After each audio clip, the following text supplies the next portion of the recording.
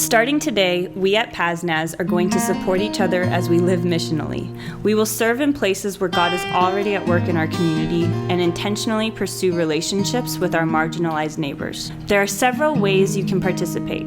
First, you can volunteer to serve on a regular basis at a nonprofit or with one of our ministries. After service today, please join us in Gilmore Hall to get to know these organizations, how you can partner, and sign up to serve. Another way to participate will be to commit to weaving 2 to 3 intentional acts of kindness into our day-to-day lives. Some examples of things you can do are talk to the person who's been homeless, who you always walk by when you go to the grocery store.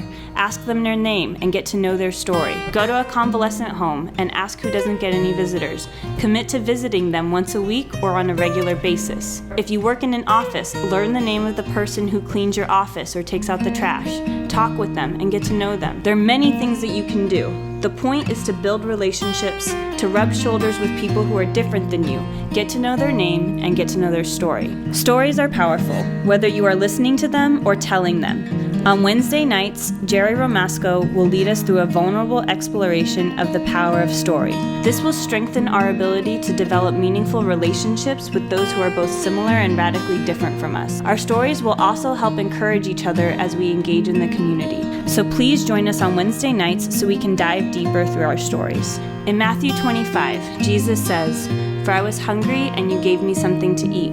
I was thirsty and you gave me something to drink. I was a stranger and you invited me in. I needed clothes and you clothed me. I was sick and you looked after me. I was in prison and you came to visit me." Here, Jesus is not the one who is serving. Jesus is the one who is hungry, thirsty, the stranger, naked, sick, and in prison.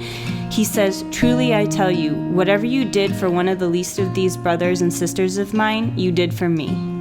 As we go out and serve, let us not be of the mindset that we're bringing Jesus to these people, but instead, let's humbly acknowledge that we are going out to meet Jesus right where he already is.